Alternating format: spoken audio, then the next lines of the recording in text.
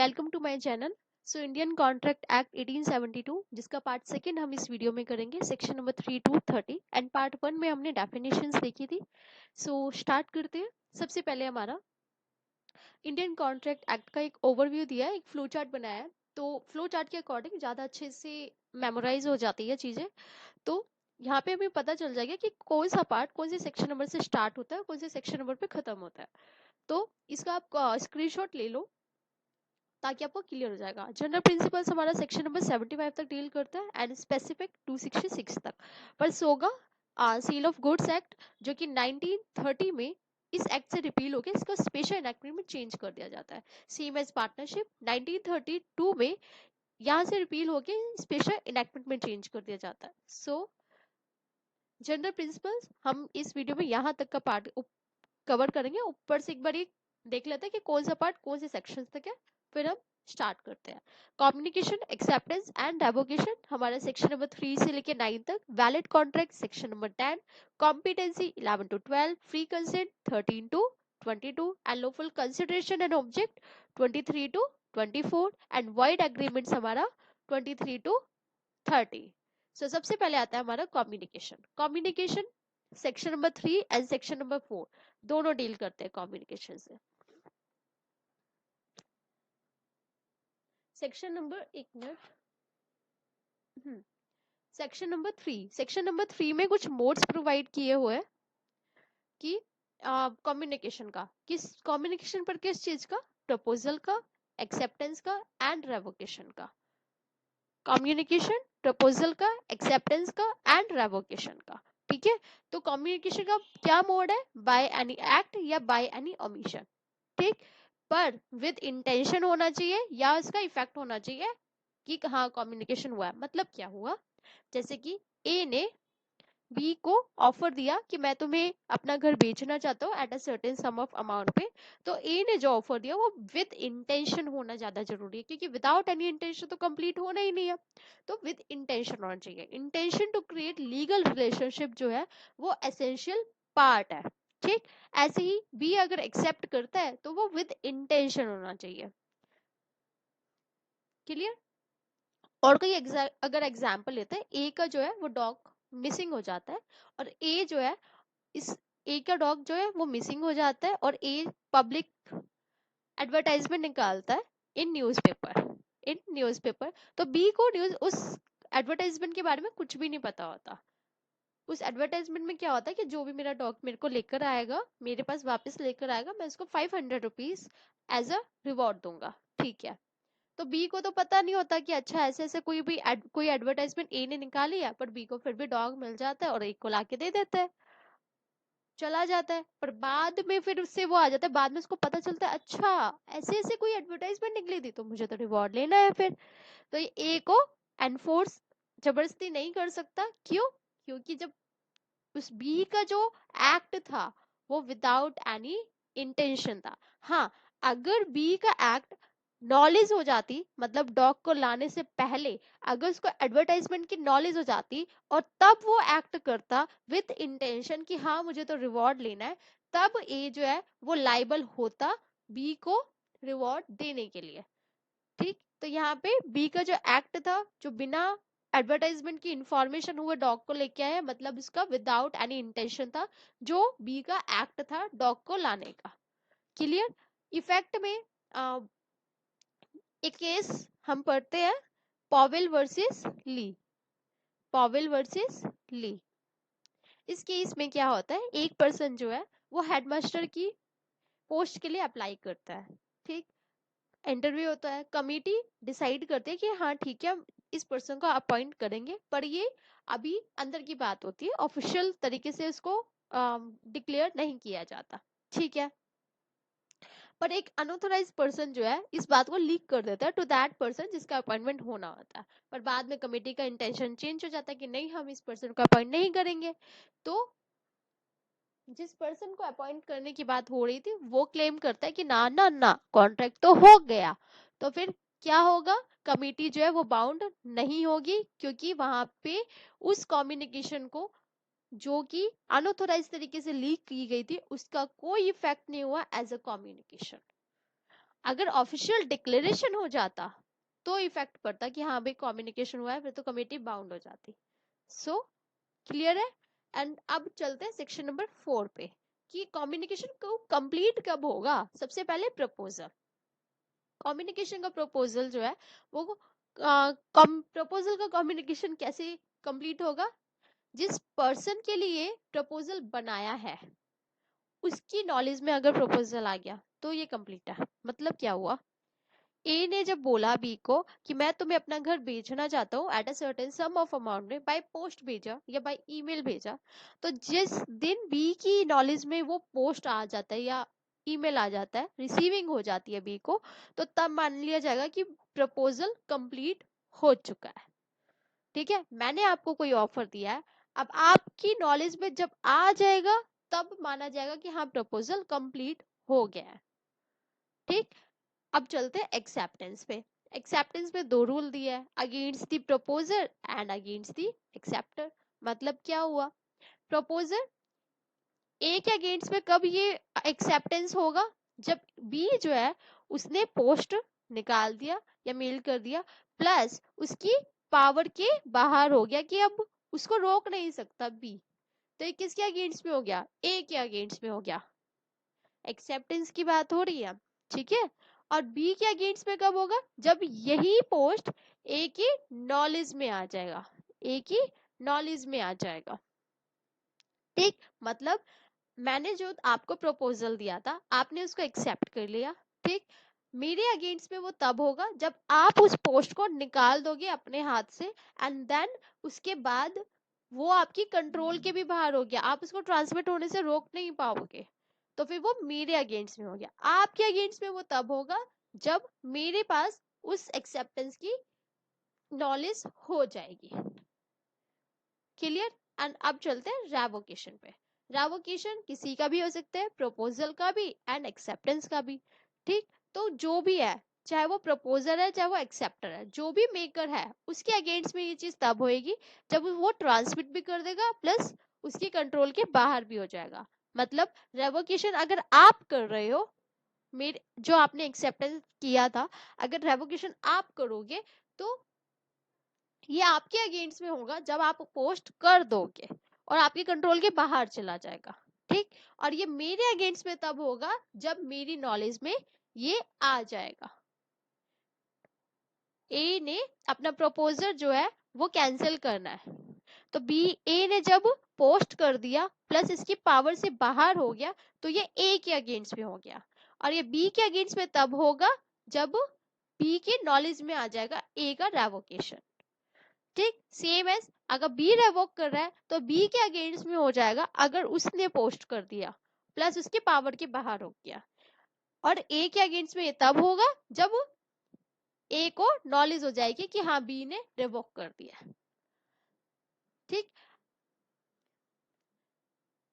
अब चलते हैं रेवोकेशन। रेवोकेशन पर कब कब हो सकता है और इसके मोड्स क्या है, ये हमारा कब हो सकता है, ये कौन सा सेक्शन नंबर बताता है, सेक्शन नंबर 5, एंड मोड्स बताता है सेक्शन नंबर 6। ठीक, तो सबसे पहले प्रपोजल को हम रिवोक कब कर सकते हैं, कौन सा टाइम पीरियड है, before communication of its acceptance होने से पहले पहले आपको कैंसिल कर सकते हो, आप रिवोक कर सकते हो। ठीक, but against the proposer, against the proposer मतलब ए ने बी को ऑफर दिया था, बी ने एक्सेप्ट किया, तो ए को अगर रिवोक करना है तो फिर ये कब कर लेगा, बी के पोस्ट करने से पहले पहले। मतलब क्योंकि पोस्ट करना क्या था, वो ए के अगेंस्ट में था एक्सेप्टेंस, पीछे आपको ध्यान होगा तो। ठीक, अगर बी के पोस्ट होने से पहले पहले ए जो है वो रिवोक कर सकता है, पर बी ने अगर पोस्ट कर दिया तो फिर ए जो है वो बाउंड हो जाएगा, वो उसको रिवोक नहीं कर सकता। ठीक है, अब एक्सेप्टेंस अगर कोई रिवोक कर रहा है, अगर बी रिवोक करना चाहता है तो कब होगा, बी रिवोक कर सकता है ए तक इस पोस्ट को पहुंचने से पहले पहले। मतलब ए ने बी को ऑफर दिया, बी ने एक्सेप्ट भी कर लिया, पर बी को अब अपनी एक्सेप्टेंस को कैंसिल करना है, तो जो एक्सेप्टेंस है ना, जो इसकी एक्सेप्टेंस वाला पोस्ट है उसको ए तक पहुंचने नहीं देना। ए तक पहुंचने से पहले पहले बी कैंसिल कर सकता है अपना। जैसे मैंने आपको ऑफर दिया, ठीक है, मैंने आपको ऑफर दिया तो मैं अपना ऑफर तब तक कैंसिल कर सकती हूँ जब तक आप मेरे को मेल या पोस्ट नहीं डाल देते। आपकी हाँ से पहले पहले मैं कैंसिल कर सकती हूँ। ठीक, आपने एक्सेप्टेंस अगर कर लिया है और आपको आपकी एक्सेप्टेंस को रिवोक करना है तो आप कब करोगे? मेरे पास एक्सेप्टेंस पहुंचने से पहले पहले आप रिवोक कर सकते हो अपनी एक्सेप्टेंस को। क्लियर? अब प्रपोजल के कुछ मोड्स दे रखे हैं कि प्रपोजल को रिवोक कैसे किया जा सकता है। तो नोटिस भेज सकता है प्रपोजर, मैं आपको नोटिस भेज सकती हूँ। मेरे को अगर कैंसिल करना है तो मैं आपको नोटिस भेज सकती हूँ। By lapse of period, lapse of prescribe time या रीजनेबल टाइम। मतलब जैसे कि अगर कोई वैकेंसीज निकलती है तो उसमें कुछ टाइम लिमिट होता है कि हाँ ये 15 दिन के लिए, ये 20 दिन के लिए है, ठीक है। अगर उसमें आपने नहीं कंप्लीट किया तो फिर क्या हो गया? लैप्स ऑफ टाइम हो गया। और अगर टाइम नहीं लिखा है तो रीजनेबल टाइम होगा, इंटरव्यू आ गया। 1 हफ्ते का टाइम मान लो रीजनेबल है, तो अगर 1 हफ्ते के टाइम के अंदर आपने नहीं किया तो लैप्स ऑफ टाइम, तो वो ऑटोमेटिकली रिवोक हो जाएगा। ठीक, या फिर कुछ कंडीशंस प्रेसिडेंट है, आपने वो फुलफिल नहीं किया, एक्सेप्ट ने वो फुलफिल नहीं किया तो भी रिवोक माना जाएगा। मान लो जैसे कुछ क्वालिफिकेशंस लिखी होती है किसी भी वैकेंसी के अंदर, अगर आपने उसको फुलफिल नहीं कर रहे हो तो फिर रिवोक ही है। फोर्थ वन इज, ये इंपॉर्टेंट है, प्रोमिसर का या तो डेथ हो जाना या इंसेन हो जाना। पर सिर्फ डेथ और इंसेन होना से ऑटोमेटिकली रिवोकेशन नहीं होगा, ऑटोमेटिकली नहीं होगा, इस चीज को ध्यान रखना।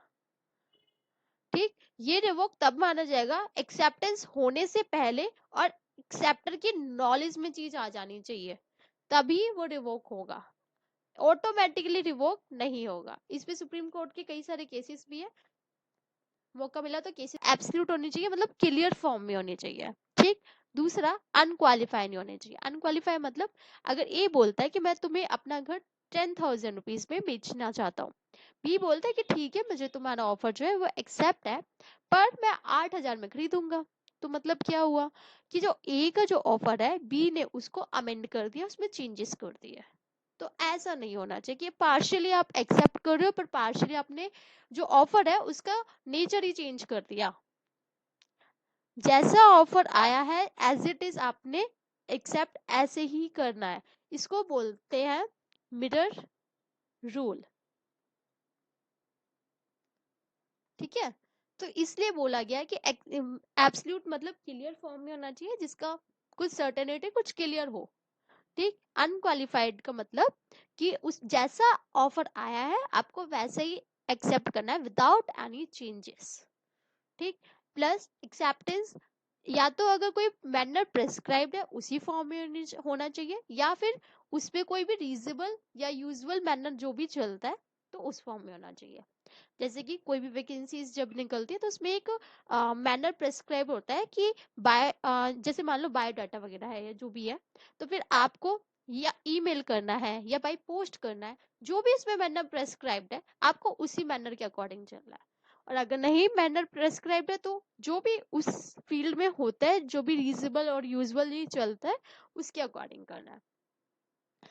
अब सेक्शन नंबर 8, एक्सेप्टेंस जो है वो बाय परफॉर्मिंग कंडीशंस भी हो सकती है। जैसे कि हमने पीछे एक केस पढ़ा था डॉग वाला, ए का जब डॉग मिसिंग होता है एडवर्टाइजमेंट निकालता है, बी जो है अगर बी को नॉलेज हो जाती है कि हाँ ऐसा एडवर्टाइजमेंट निकला है और उसको डॉग मिल जाता है, तो उस एडवर्टाइजमेंट के कारण बी जो है ए के डॉग को ए के पास ले जाता है और रिवॉर्ड को क्लेम करता है। ठीक, तो इसमें क्या हुआ, बी ने उस कंडीशंस को फुलफिल किया है, तो मतलब ए का जो ऑफर था बी ने उसको एक्सेप्ट किया है। तो ये हो गया परफॉर्मिंग कंडीशंस। ठीक, दूसरा होता है अगर आप कंसिडरेशन को रिसीविंग कर रहे हो तो भी इसको एक्सेप्टेंस मान लिया जाएगा। मतलब क्या हुआ, जैसे ए ने बोला, एक मिनट, हाँ, ए ने बोला बी को कि मैं तुम्हें 10,000 रुपए में अपना घर बेचना चाहता हूँ, बी ने हाँ कर लिया, एक्सेप्ट कर लिया। तो बी ए ने जो है उसने एडवांस में अपने घर की पोजीशन बी को दे दी, पेमेंट अभी हुई नहीं है, एडवांस में घर की पोजीशन उसको दे दी है। जैसे मान लो 2,000 रुपीज एडवांस बस ले लिया और 8,000 रुपीज बैलेंस में बच रहा है, एंड पोजीशन बी को दे दिया। तो बी ने क्या करा, कंसिडरेशन तो लिया ना, तो इसके हिसाब से बी की एक्सेप्टेंस मानी जाएगी। ठीक, और उसको 8,000 रुपीज ए को देने होंगे। तो इसलिए एक्सेप्टेंस जो है वो दो तरीकों से भी हो सकता है, कंडीशंस को फुलफिल कर लो, या फिर जो कंसीडरेशन अगर आपने रिसीविंग किया है, एक्सेप्टर ने कुछ रिसीविंग किया है, तो ये मान लिया जाएगा कि हाँ ऑफर को एक्सेप्ट कर लिया गया है। ठीक, एंड ऑफर प्लस एक्सेप्टेंस होता है तो हम जाते हैं प्रॉमिस में। इसको 9 कर लेना, section number 9 plus 2B। Promise express form में भी हो सकता है एंड इम्प्लाइड फॉर्म में भी हो सकता है, एक्सप्रेस या इम्प्लाइड फॉर्म में भी हो सकता है। ठीक, ए ने बोला बी को कि मैं तुम्हें अपना घर बेचना चाहता हूँ, बी हाँ कर देता है, ठीक है, मैं जैसे ऑफर दिया था एज इट इज रिसीव हो जाता है, तो ये तो एक्सप्रेसली हो गया। ठीक, या बी में अगर आप कोई टैक्सी करते हो, अगर आप कोई टैक्सी करते हो, ठीक है, आपको पता है डेली का कि ये टैक्सी यहाँ से मिलेगी और इस पर्टिकुलर एरिया पे छोड़ देगी। ठीक, आप टैक्सी आपने हायर की, तो यहाँ पे प्रॉमिस हो गया ना कि टैक्सी वाला भी आपको उसी लोकेशन पे छोड़ेगा और आप उसके बदले में पेमेंट करोगे, तो ये इम्प्लाइड फॉर्म में हो गया। क्लियर? अब चलते हैं एग्रीमेंट्स। कौन से ऐसे एग्रीमेंट है जो कॉन्ट्रैक्ट में चेंज हो जाते हैं? अब तक जितने भी हमने पढ़े थे वो एक तरह से एग्रीमेंट पे ही फॉलो कर रहे थे, अब यहाँ पे आके ऐसा कौन सा एग्रीमेंट है जो कॉन्ट्रैक्ट में आएगा, ये बताता है हमें सेक्शन नंबर 10 और 2H। कौन सा सेक्शन है डेफिनेशन में? 2H। ठीक, सबसे पहले तो कॉम्पिटेंसी होनी चाहिए, फ्री कंसेंट होना चाहिए, ऑब्जेक्ट होना चाहिए, कंसिडरेशंस होना चाहिए एंड वॉइड नहीं होना चाहिए। ठीक, मतलब सबसे पहले सेक्शन नंबर 11 एंड 12। 11 हमें बताता है कि कॉम्पिटेंसी में कौन कौन बंदे आएंगे एंड 12 हमें बताता है कि साउंड माइंड कौन कौन होगा। सेक्शन 11 के अकॉर्डिंग क्या है, कॉम्पिटेंस कौन कौन पर्सन है? सबसे पहले मेजर, मेजर होना चाहिए। मेजर मतलब according to section 3 of Indian majority act के अकॉर्डिंग मेजर कौन है? जिसकी एज 18 इयर्स कंप्लीट हो चुकी है। एंड दूसरा पर्सन कौन होना चाहिए? अनसाउंड माइंड का नहीं होना चाहिए, मतलब साउंड माइंड होना चाहिए। ठीक, मेजर होना चाहिए, अनसाउंड माइंड नहीं होना चाहिए। एंड तीसरा, नॉट डिस्क्वालीफाई नहीं होना चाहिए बाय लॉ, डिस्क्वालीफाइड नहीं होना चाहिए। ठीक, जैसे कि इसमें एक आता है मोहरी बीबी, मोहरी बीबी वर्सेस धर्मोदास, वर्सेस धर्मोदास घोष। इस केस में क्या कोर्ट ने हेल्ड आउट किया था कि इंडियन कॉन्ट्रैक्ट के एक्ट के अकॉर्डिंग कोई भी एक्ट जो है, कोई भी एग्रीमेंट जो है वो माइनर के थ्रू नहीं किया जा सकता। माइनर जो है वो कोई भी प्रॉमिस नहीं किया जा सकता जो कि एनफोर्सेबल बाय लॉ हो। तो फिर अगर माइनर के संग कोई भी कॉन्ट्रैक्ट हुआ है तो फिर वो वॉइड एब इनिशियो में माना जाएगा, मतलब जो स्टार्टिंग से ही वॉइड है, जिसको आप एनफोर्स नहीं करा सकते हो। इवन इवन माइनर जो है वो मेजोरिटी अटेन करने के बाद जो माइनर में कोई एग्रीमेंट अगर किया था तो उसको रेटिफाई भी नहीं कर सकता, उसको रेटिफाई भी नहीं कर सकता। ठीक, अब है सेक्शन 12। सेक्शन 12 हमें क्या बताता है कि साउंड माइंड, साउंड माइंड कौन सा पर्सन होता है? साउंड माइंड जो पर्सन इतना कैपेबल हो कि हाँ वो सारी चीजों को समझ सके, अंडरस्टैंड कर सके और उसका रीजनेबल जजमेंट भी दे सके। अपन, ठीक है, अगर कोई पर्सन अनसाउंड माइंड होता है ओकेजनली तो फिर वो कांटेक्ट तभी कर सकते हैं जिस टाइम वो साउंड माइंड हो। ठीक, और अगर कोई पर्सन हमेशा ही अनसाउंड रहता है तो भी वो भी कर सकता है जब वो साउंड माइंड हो जाए जिस पर्टिकुलर टाइम पे। ठीक, अब हम आते हैं फ्री कंसेंट पे। सो सेक्शन नंबर 3 हमें क्या बताता है, कंसेंट क्या होती है? कंसेंट मतलब same thing in the same sense.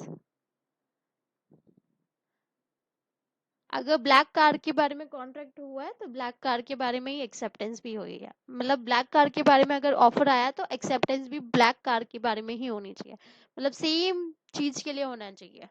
ठीक है, ऐसा नहीं कि वो कुछ कह रहा है और वो दूसरा बंदा कुछ अलग ही बात कर रहा है, ऐसा नहीं।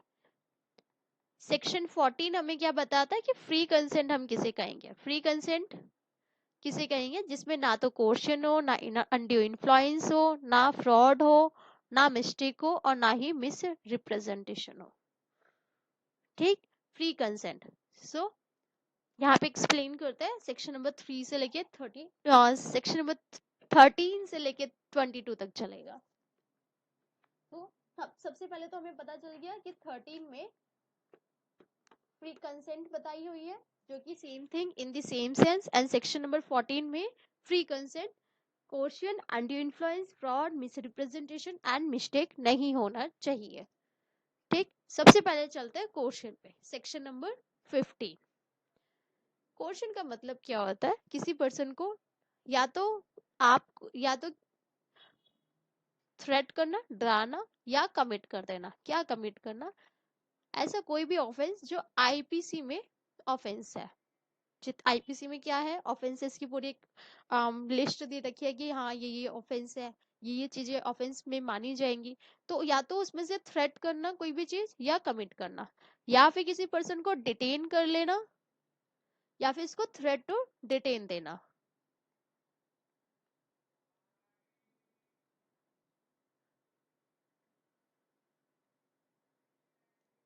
ठीक, किस चीज की थ्रेट के लिए, एनी प्रॉपर्टी, एनी प्रॉपर्टी जिससे कि वो पर्सन कॉन्ट्रैक्ट में कब मतलब कॉन्ट्रैक्ट कर ले।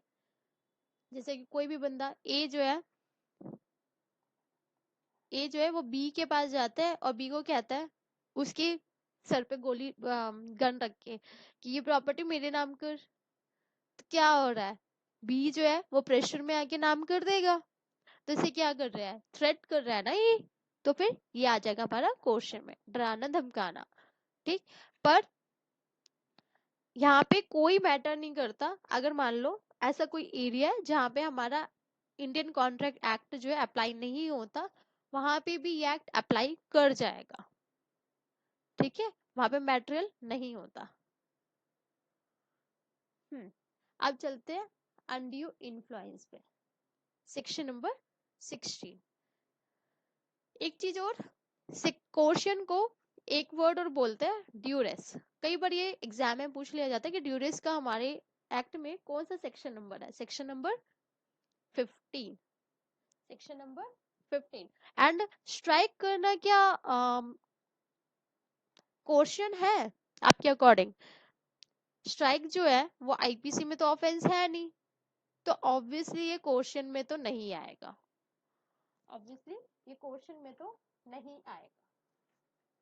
सो अनड्यू इन्फ्लुएंस, अनड्यू इन्फ्लुएंस में क्या होता है, सेक्शन नंबर 16 को आप 3 पार्ट्स में डिवाइड कर सकते हो।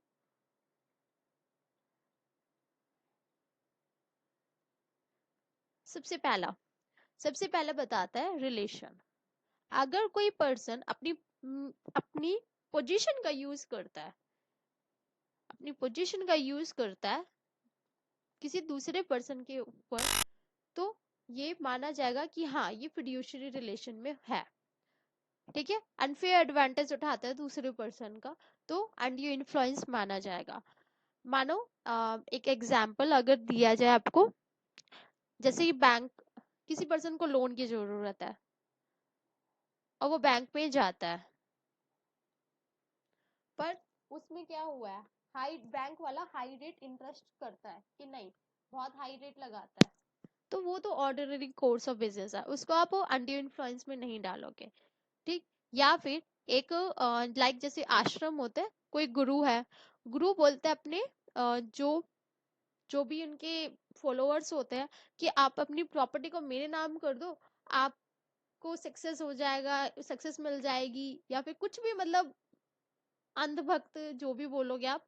ठीक है, तो जो पर्सन जो भी इनका फॉलोअर है, अगर वो अपनी प्रॉपर्टी इस गुरु के नाम कर देता है, तो फिर ये गुरु क्या कर रहा है, ये अपनी पोजीशन का मिसयूज कर रहा है। अनड्यू एडवांटेज ले रहा है, तो ये भी अनड्यू इन्फ्लुएंस में फॉल करेगा। ठीक, दूसरे में क्या होता है, सेकंड पार्ट में, deem to position to dominate, दूसरे पर्सन की विल के ऊपर तुम अपनी जो विल है उसका डोमिनेंस बढ़ा रहे हो। जैसे कि अभी ये गुरु वाला हमने एग्जांपल लिया, पर इसमें दो लिस्ट हमें प्रोवाइड कर रखी है। एक तो फिड्यूशरी रिलेशन होना चाहिए, जैसे कि ये गुरु वाला हो गया। दूसरा, अगर कोई पर्सन मेंटली इनकैपेबल है, कोई पर्सन पागल है और तुम उससे उसकी प्रॉपर्टी के डॉक्यूमेंट्स पे साइन करवा रहे हो, तो वो भी अनड्यू इन्फ्लुएंस में आएगा। ठीक है, या फिजिकली इनकैपेबल है, अगर कोई पर्सन इतना बीमार है कि वो कोई भी काम नहीं कर सकता बिना किसी की हेल्प के, ठीक है, तो दूसरा पर्सन जो है उससे उसकी प्रॉपर्टी को नाम करवा रहा है, तो बंदा कर रहा है कि ठीक है फिजिकली वो बंदा, क्योंकि मतलब एक तरह से लाइक हैंडीकैप्ड है बुरी तरह, और वो नहीं कुछ भी कर सकता बिना किसी की हेल्प के, तो ये भी अनड्यू इन्फ्लुएंस पे आएगा, क्योंकि दूसरा पर्सन इस पर्सन का फायदा उठा रहा है। ठीक, तीसरे में बात की गई है बर्डन ऑफ प्रूफ की। बर्डन ऑफ प्रूफ किसके ऊपर होगा, जिस पर्सन के ऊपर ये एलिगेशन होगा कि उस पर्सन ने अपनी पावर का, अपनी पोजीशन का यूज किया है, उस पर्सन के ऊपर ये पावर बर्डन ऑफ प्रूफ होगा कि वो प्रूफ करेगा कि उसने अपनी पोजीशन का यूज किया है या नहीं किया है। सो अनड्यू इन्फ्लुएंस क्लियर। अब चलते हैं फ्रॉड के ऊपर। फ्रॉड हमारा सेक्शन 17। सेक्शन 17 में हमें कुछ लिस्ट प्रोवाइड कर रखी है कि अगर उनमें से या तो पार्टी करती है या पार्टी का एजेंट करता है, एजेंट भी करता है, तो ये मान लिया जाएगा कि ये फ्रॉड हुआ है। क्या, या कोई ऐसा फैक्ट सजेस्ट करना जो कि ट्रू है ही नहीं, जो कि ट्रू है ही नहीं, और उस पर्सन को, उस पार्टी को या एजेंट को ये बात पता है। ठीक है, दूसरा, कोई भी फैक्ट ऐसा है जिसको कंसील किया जा रहा है, जिसको छिपाया जा रहा है, और जिसको बताना ज्यादा जरूरी है और नॉलेज में होना चाहिए, और पार्टी या एजेंट को ये बात पता है, मतलब जो फ्रॉड हो रहा है वो विद इंटेंशन हो रहा है। ठीक है, सारी चीजें इंटेंशनली आएगी। तीसरा क्या है कि अगर कोई प्रॉमिस किया है but without any intention to perform, without any intention to perform it, कोई इंटेंशन नहीं है, ए ने बोला बी को कि मैं तुम्हें अपना घर बेचना चाहता हूँ, पर उसको इंटेंशन तो है ही नहीं परफॉर्म करने का।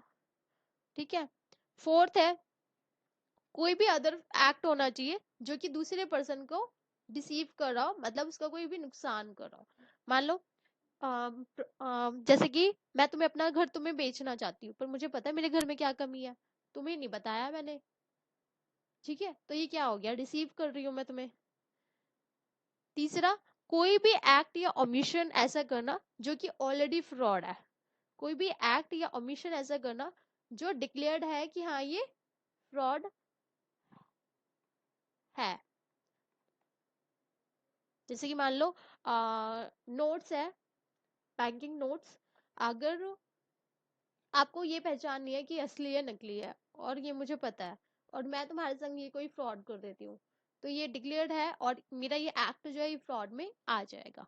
ठीक, सो ये सारी चीजें, पर एक चीज और है इसमें कि अगर कोई पर्सन साइलेंस होता है तो उसको फ्रॉड नहीं माना जाएगा, उसको फ्रॉड नहीं माना जाएगा। पर एक और है, अगर तुम्हारी ड्यूटी है to speak, duty to speak है, और उस टाइम पे अगर आप साइलेंस हो तब तो माना जाएगा। ठीक है, तब तो माना जाएगा। अब चलते हैं, अब क्या बचा हमारा, मिस रिप्रेजेंटेशन। मिस रिप्रेजेंटेशन जो है वो without any intention, miss representation section 8, person जो है बिना, मतलब कोई ऐसा फैक्ट है जो ट्रू नहीं है पर उसको ट्रू मान लेता है और उस पे कोई एक्ट करता है, तो वो मिस रिप्रेजेंटेशन। जैसे कि ए जो है वो बी को ये बोलता है कि सी इस प्रॉपर्टी का ऑनर है, पर बी ए को भी ये बात सिर्फ श्योर नहीं है, लगता है, और उसने बी को ये बात भी बता दी। तो फिर ऐसा क्यों हुआ? उसको नहीं पता कि वो ट्रू नहीं है, पर उसको ट्रू लगता है, तो उस बेस पे उसने ये एक्ट किया। तो फिर क्या हुआ? Miss representation. एंड सेकेंड में, अगर कोई पर्सन अपनी ड्यूटी से ब्रीच करता है, अपनी ड्यूटी से अगर किसी प्रॉपर्टी की डिटेल निकालनी है, तो फिर आप ड्यूटी है कि आप कि उस प्रॉपर्टी को खरीदने से पहले आप डिटेल निकाल सकते हो, उसमें जो जो भी अगर कोई भी इश्यूज है तो आप पता कर सकते हो।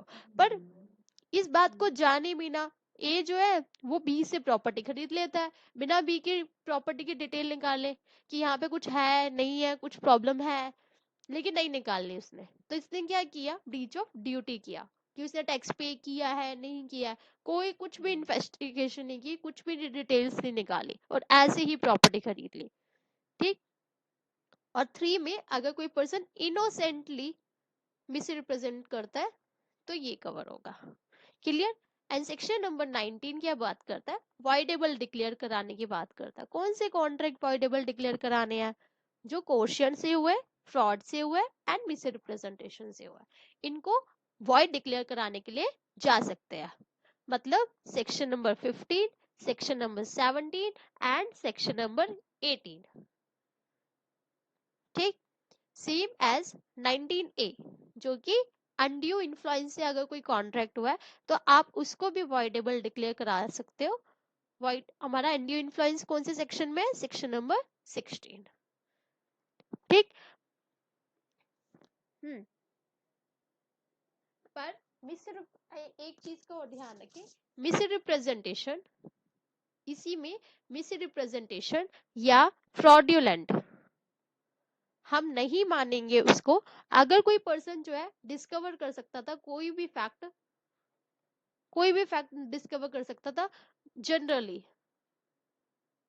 जैसे कि मैंने इसमें बताया कि ए जो एक ने है बी की प्रॉपर्टी खरीदने से पहले पता कर सकता था कि टैक्स पे किया है नहीं किया, वाटर बिल पे किया है नहीं किया, पर उसने ऑर्डिनरी चीजें नहीं की, और बाय चांस यहाँ पे उसके संग कोई फ्रॉड होता है या मिस रिप्रेजेंटेशन होता है, तो फिर जो बी है वो लायबल नहीं होगा कि भाई तुम्हारी ड्यूटी थी इसको करनी, तुमने नहीं की। ठीक। तो ये चीजें वॉइडेबल कराने के लिए आप नहीं लेके जाओगे, यहाँ पे आपका फॉल्ट है। क्लियर? और अगर कंसेंट आपने दी ही नहीं है, मतलब ए ने जब बोला बी को कि मैं तुम्हें अपनी प्रॉपर्टी बेचना चाहता हूँ, जो कि ए की है ही नहीं, बी ने कंसेंट इस बात की दी ही नहीं है, तो फिर यहाँ पे तो कोई कॉन्ट्रैक्ट हुआ ही नहीं, तो फिर वॉइडेबल में वो आएगा ही नहीं। क्लियर? एंड 19A में जो अनड्यू इन्फ्लुएंस के थ्रू कोई कॉन्ट्रैक्ट हुआ है तो भी आप वॉइडेबल डिक्लेयर करा सकते हो। और अगर किसी पार्टी ने कोई भी बेनिफिट्स रिसीव किए है तो फिर आप उसको रिस्टोर भी कर सकते हो, अंडर सेक्शन 19 में भी एंड अंडर सेक्शन 19A में भी, अकॉर्डिंग टू सर्कमस्टांसेस। सो अब हमारा मिस्टेक मिस्टेक में हमारा सेक्शन नंबर 20, 21, 22। सबसे पहले सेक्शन 20 क्या बोलता है? अगर दोनों पार्टीज जो है, both parties mistake of fact में है, मिस्टेक ऑफ फैक्ट में है, तो क्या होगा? मिस्टेक ऑफ फैक्ट में है अगर दोनों पार्टी, तो वाइड हो जाएगा। मतलब मानो अगर ए ने बी को बोला कि मुझे कुछ गेहूं की सप्लाई चाहिए, बी एग्री कर देता है, ठीक है ठीक है, पर ए और बी दोनों को ये बात नहीं पता होती कि जिस गेहूं की वो बात कर रहे हैं वो गेहूं ऑलरेडी बारिश के कारण खराब हो चुका है। तो इनका ये दोनों ही पार्टी जो है वो इस फैक्ट से दूर है, तो क्या हो गया? इन दोनों का एग्रीमेंट जो है वो वॉइड एग्रीमेंट पे चेंज हो गया, क्योंकि शुरू में ही हो गया ये। क्लियर? फिर आता है हमारा 21।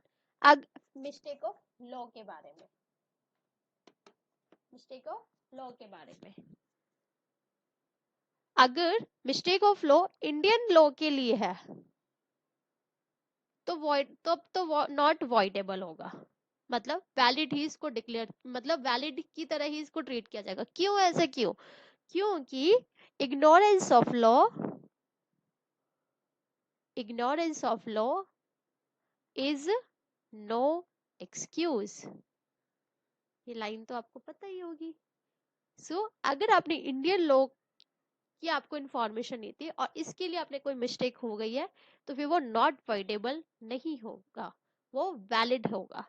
पर अगर फॉरेन लॉ की बात है, अगर फॉरेन लॉ की बात है, तो ये वॉइड हो जाएगा, तो ये वॉइड हो जाएगा। ठीक। एंड सेक्शन नंबर 22 क्या बोलता है?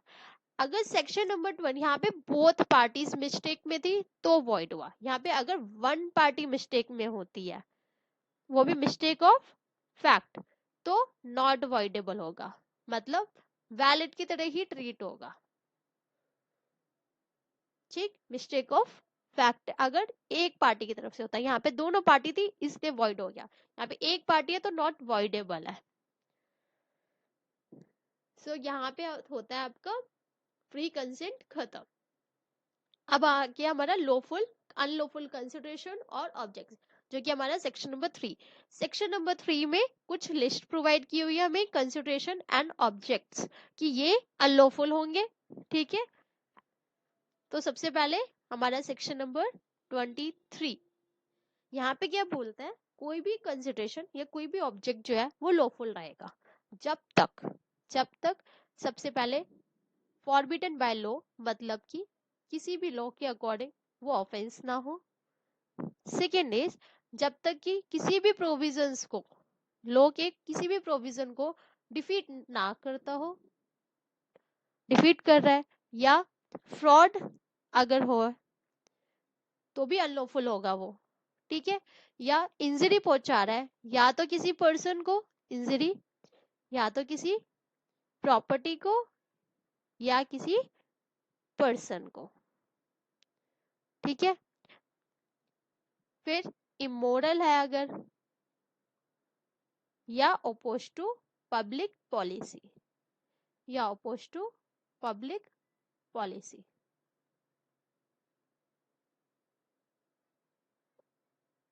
क्लियर? तो हम ये तो हमें लिस्ट दे रखी है कि अनलॉफुल कंसिडरेशंस एंड ऑब्जेक्ट्स, अगर इनमें फॉल करे तो फिर वो अनलॉफुल हो जाएंगे, या तो फॉरबिड कर रहे हैं, या किसी लॉ के अकॉर्डिंग ऑफेंस क्रिएट कर रहे हैं, या किसी भी प्रोविजंस को डिफीट कर रहे हैं, फ्रॉड कर रहे हैं, इंजरी पहुंचा रहे हैं, या इमोरल अगर है, या अपोज टू पब्लिक पॉलिसी है। ठीक है, यहाँ हो गया। और 24 में बात करता है अगर कोई पार्ट ऐसा है कंसिडरेशन का, तो उसका क्या होगा? अगर उसका कोई पार्ट है, जैसे कि मानो अगर कंसिडरेशन का जो पार्ट है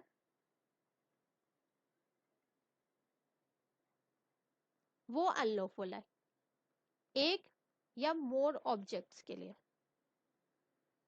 ऑब्जेक्ट तो एक भी हो सकते हैं, ज्यादा भी हो सकते हैं। तो जो ये है पार्ट कंसिडरेशन, मतलब कंसिडरेशन एक ही है कहने का मतलब, तो ये अनलॉफुल हो जाएगा। ठीक है, the whole agreement would be void, पूरा का पूरा एग्रीमेंट जो है इस अनलॉफुल होने के कारण क्या होगा? क्या हो गया?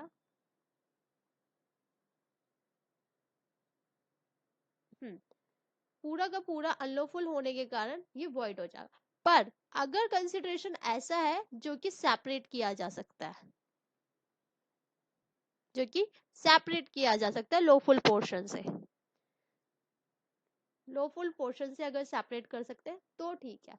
अगर सेपरेट पॉसिबल है, और अगर सेपरेट पॉसिबल नहीं है और कंसिडरेशन ऐसा है जो कि अनलॉफुल है, तो फिर पूरा का पूरा एग्रीमेंट जो है वो वॉइड में चेंज हो जाएगा। क्लियर? अब सेक्शन नंबर 25,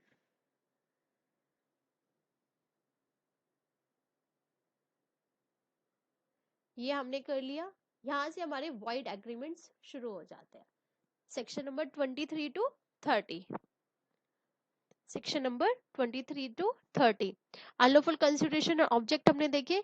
एक तो 23 क्या प्रोवाइड कर रहा है? हमें लिस्ट प्रोवाइड कर रहा है कि अनलॉफुल है, फ्रॉड किया है, इंजरी पहुंचाई है आपने, ठीक है, या फिर ऑपोज टू पब्लिक पॉलिसी है, इमोरल है, तो ये सब हो गया। 24 में पार्ट की बात हो रही है, अगर कंसिडरेशन का कोई पार्ट ऐसा है जो सेपरेट नहीं हो सकता तो वो वॉइड हो जाएगा क्योंकि वो अनलॉफुल है। और अगर सेपरेट हो सकता है तो जो सेपरेट पार्ट है मतलब जो लॉफुल पार्ट है वो वैलिड, और जो अनलॉफुल है वो वॉइड हो जाएगा। ठीक। अब एग्रीमेंट विदाउट कंसिडरेशन अगर होता है सेक्शन नंबर 25, तो ये हमेशा वॉइड होगा। पर इसके कुछ एक्सेप्शंस है, पर इसकी कुछ एक्सेप्शंस है। सबसे पहला एक्सेप्शन हमारा ये है गिफ्ट। अगर किसी ने अपने नियर रिलेशन में कोई कोई चीज गिफ्ट की है, ठीक है, प्लस वो राइटिंग में है और रजिस्टर्ड है, ठीक। दूसरा अगर होगा कंपनसेट अगर कर रहे हो तुम दूसरे पर्सन को, क्योंकि कंपनसेट तो बिना कंसिडरेशन होगा ना, किसी भी चीज का अगर कंपनसेशन कर रहे हो। तीसरा आएगा अगर कोई डेप्ट हो रहा है, आप डेप्ट के लिए पेमेंट कर रहे हो, होली भी हो सकता है, कंप्लीट भी हो सकता है, या पार्टली भी हो सकता है। ठीक, तो ये तीन एक्सेप्शंस है कि हाँ इनमें एग्रीमेंट जो है वो वैलिड माना जाएगा, मतलब कंप्लीट होगा। पर अगर कंसिडरेशन बिना कंसिडरेशन के हुआ तो फिर वो वॉइड हो जाएगा। ठीक। मैरिज सेक्शन नंबर 26, अगर किसी की मैरिज को तुम रेस्ट्रेंट कर रहे हो तो ये भी वॉइड हो जाएगा, पर other than minor, other than minor, अगर माइनर की मैरिज के लिए आप कॉन्ट्रैक्ट करोगे नई मैरिज नहीं होगी तो फिर ये तो वैलिड ही रहेगा। Trade section number 27, section number 27 हमारा क्या बात करता है कि अगर किसी कोई ट्रेड को आप बिल्कुल मतलब एग्रीमेंट करो कि आप ये चीज कर ही नहीं सकते हो, ये बिजनेस कर नहीं सकते हो, तो ये भी वॉइड हो जाएगा। पर इसका एक्सेप्शन क्या है, goodwill.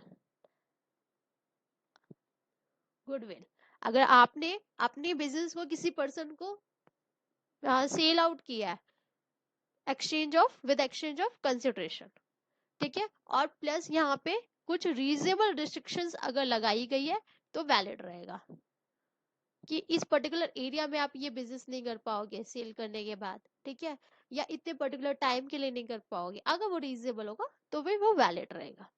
Legal proceedings, legal proceedings में अगर आप रोकते हो किसी को तो ये भी वॉइड होगा, पर इसके भी कुछ एक्सेप्शंस है।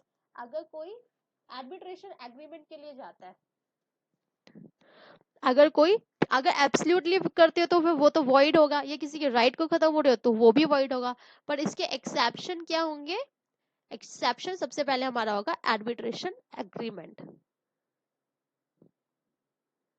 कि आप आर्बिट्रेशन एग्रीमेंट में जाएंगे अगर कोई भी इशू होता है तो, ठीक। या फिर अगर कोई क्वेश्चन ऑलरेडी रेज हो चुका है और आपके पास ऑलरेडी रेज हो चुका है और आपने कोई भी एग्रीमेंट नहीं बनाया, बट एट उस डिस्प्यूट के रेज होने के बाद आप एग्रीमेंट बना रहे हो, एडमिटेशन में जाना चाहते हो, तो ये भी वैलिड रहेगा, ये भी वैलिड रहेगा।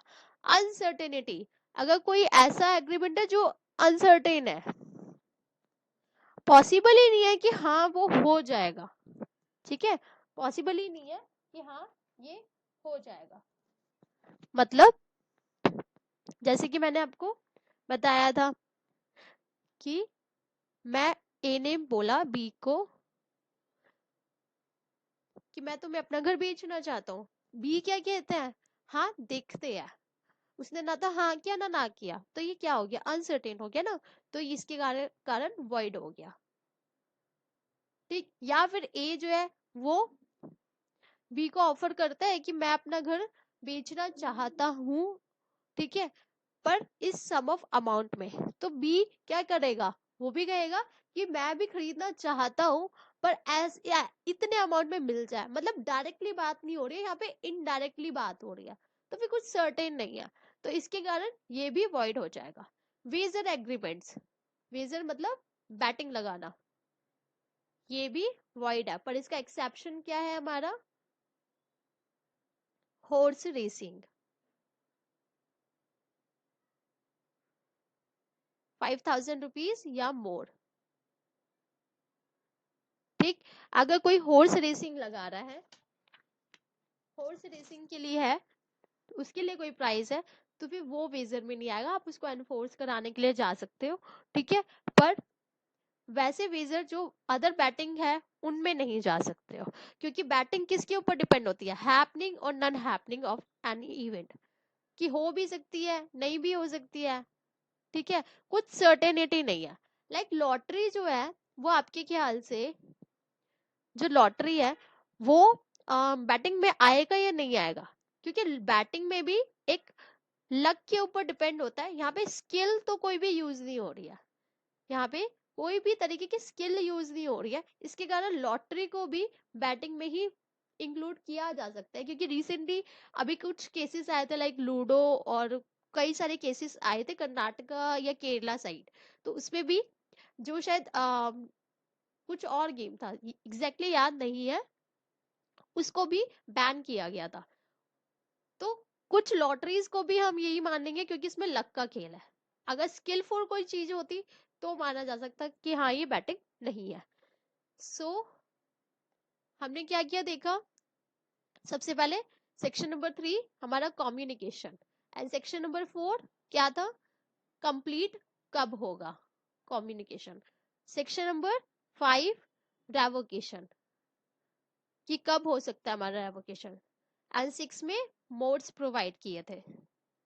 सेक्शन नंबर 7 में क्या था, सेक्शन नंबर 7 में हमारी एक्सेप्टेंस थी, जो कि एब्सल्यूट एंड अनक्वालिफाइड होनी चाहिए, एंड प्रेस्क्राइब्ड मैनर में होनी चाहिए, ठीक है, या रीजनेबल मैनर में होनी चाहिए। सेक्शन नंबर 8 में क्या था, सेक्शन नंबर 8 में क्या था, पर एक्सेप्टेंस होनी चाहिए कैसे, बाय परफॉर्मिंग कंडीशंस, या तो कंडीशंस को परफॉर्म कर दो, या फिर आपने कंसिडरेशन को रिसीव किया है, कंसिडरेशन को रिसीव किया है। ठीक, सेक्शन नंबर 9 में क्या था, प्रोमिसेस। प्रोमिसेस हमारा कैसे हो सकता है, एक्सप्रेस भी हो सकता है एंड इम्प्लाइड भी हो सकता है, एक्सप्रेस भी हो सकता है एंड इम्प्लाइड भी हो सकता है। सेक्शन 10 हमारे क्या बताता है, वैलिड कॉन्ट्रैक्ट, कि कौन से ऐसे एग्रीमेंट है जो कॉन्ट्रैक्ट की कैटेगरी में आएंगे विद एसेंशियल्स। ठीक, सेक्शन नंबर 11 क्या बताता है, कॉम्पिटेंसी, पार्टीज की कॉम्पिटेंसी कैसी होगी, क्या था, sound mind, major and not disqualified. 12 क्या बताता था हमें, साउंड माइंड कौन होगा। ठीक है, सेक्शन नंबर 13 कंसेंट क्या होती है, same thing in the same sense. Section 14 क्या था, free consent, coercion, undue influence, fraud, misrepresentation and mistake, इन तीन पांचों से फ्री होना चाहिए। सेक्शन 15 कोर्शन से डील करता। 16 अनड्यू इन्फ्लुएंस से। 17 17 किससे डील करता, फ्रॉड से। 18 मिस रिप्रेजेंटेशन से। एंड 19 वॉइडेबल कर रहा है, कौन से उस कर रहा है, सबसे पहले फ्रॉड, कोर्शियन या मिस रिप्रेजेंटेशन। एंड 19 ए किसको वॉइडेबल कर रहा है, जो अनड्यू इन्फ्लुएंस से आया है। क्लियर, ठीक, यहाँ तक।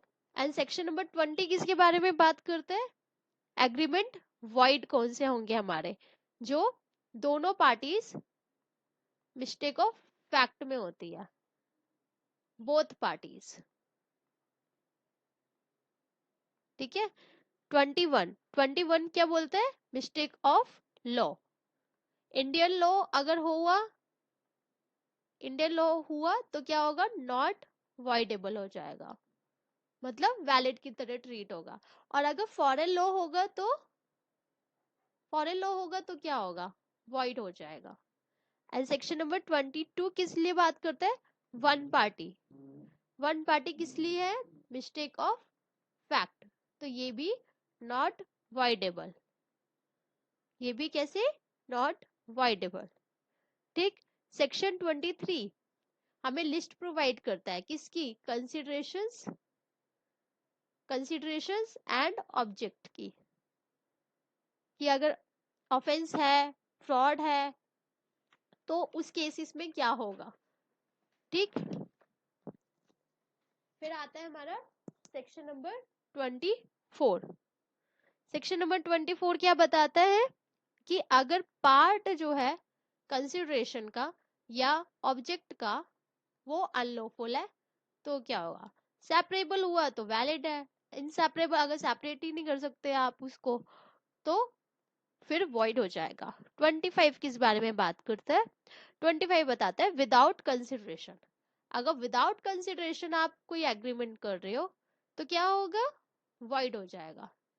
पर इसके एक्सेप्शन में क्या है, गिफ्ट है, ठीक है, सबसे पहला गिफ्ट, डैप्ट होता है या कंपनसेट कर रहे हो आप, ठीक। सेक्शन नंबर 26 किस बारे में बात करता है, मैरिज को रेस्ट्रेंट करने के लिए। अगर किसी मैरिज को रेस्ट्रेंट कर रहे हो तो वो भी वॉइड हो जाएगा, अदर देन माइनर, माइनर को छोड़ के। 27 किसकी बात होती है, ट्रेड की। अगर ट्रेड को रोक रहे हो आप तो वो भी वॉइड होगा, except goodwill with reasonable restrictions.